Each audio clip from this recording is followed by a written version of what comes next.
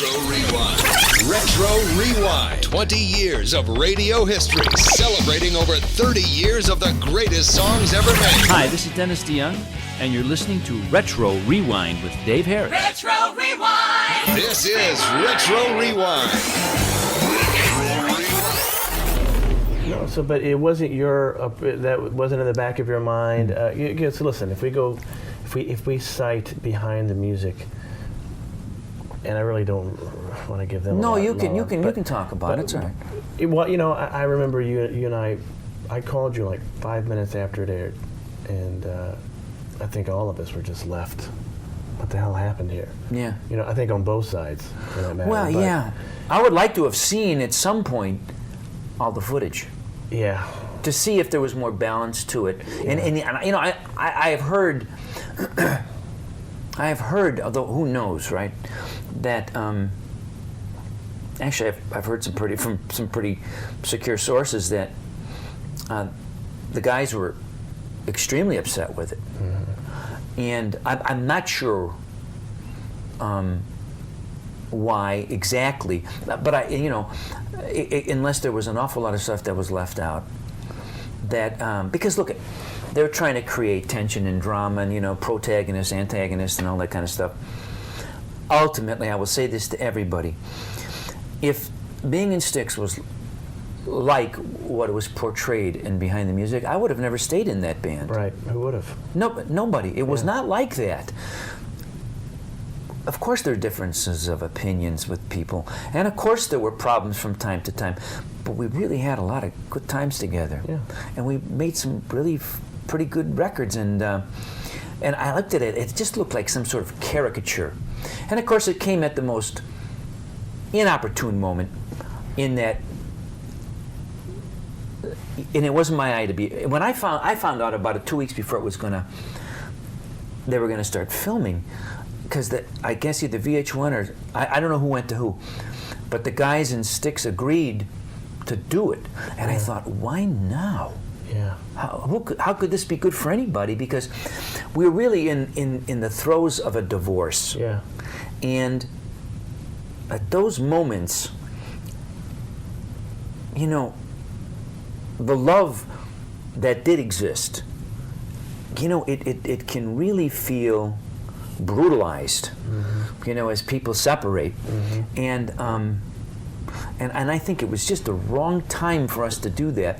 Although they say, it was very entertaining, it was a popular show. Sure, it was popular because it showed, it created this. Oh my God! I looked at it and I said, oh my God! Yeah. But I look back and I think to myself, I personally, when I look at the things I say, they chose to use, and I look at it and I think to myself, well, would you want to take back anything you said? And I think no. I think I said what I believe is the truth, and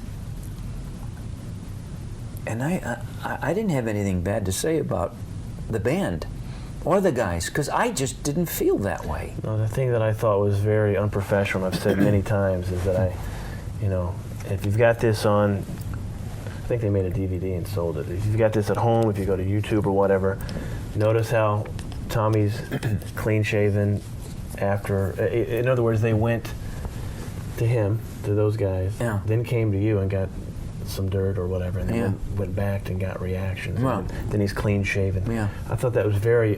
But you didn't notice they did the same thing with me. You noticed the length of my nose hairs? That's when they were really long and then they were because short. they didn't come back to you. That's what I thought was unfair. No, they did not. I've always had a problem with that. Yeah. And that's just, they did that just, I guess, for drama or ratings or what have you. Well, that's their business. When you make that deal with the devil, and the reason I agreed, and I thought about not even being interviewed at first. Right. I thought, well, that wouldn't be so good because.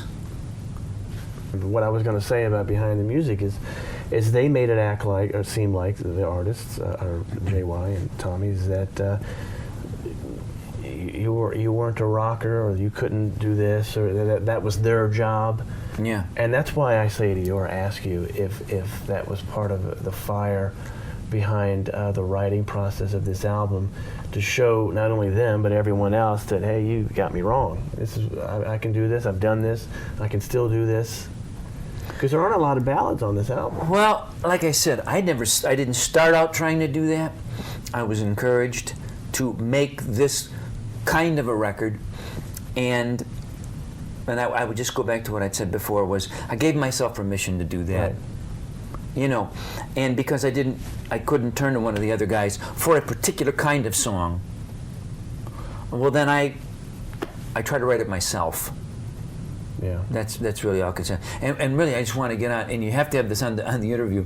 What Dave says, these are his opinions. Yeah, these are my opinions. Those are his opinions, and Dave has been he's always was a Styx fan. He's been a very loyal supporter of me. But just so you guys understand, from my point of view, I don't have bad feelings about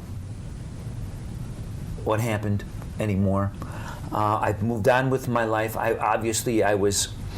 When I was first told I was going to be replaced, it was very hard for me, given all that I had given all that I had given in my life to the creation of the name Styx. It was a tough thing, but really, I think those guys have moved on the way they want to, and I have moved on the way I want to, and I just say, hey, We'll get to a little bit later what we feel or what you've contributed to that band. I think a lot of people agree there are very few artists, singers, rock singers, that stand out, that really can't be replaced. You're one of them. Freddie Mercury is one of them.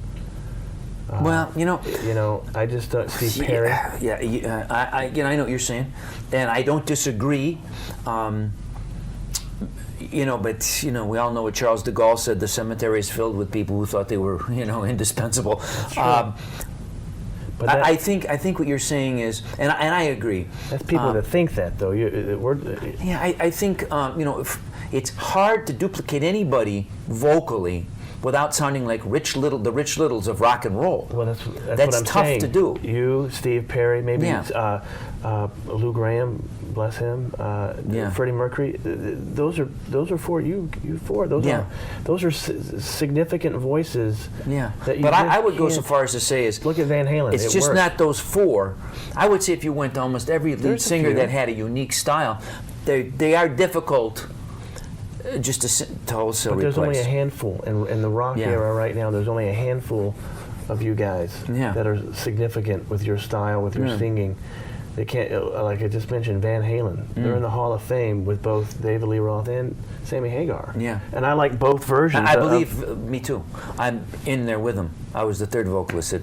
Wow, it wasn't that good of a record, but I should. I think I'd like to be in there with them too. You took the name Gary Sharon for that one album, right? Gary Sharon. Wow. Sharona. Yeah, that one and done. Yeah. Retro Rewind! The 90s, 80s, the 70s. It's all right now on Retro Rewind.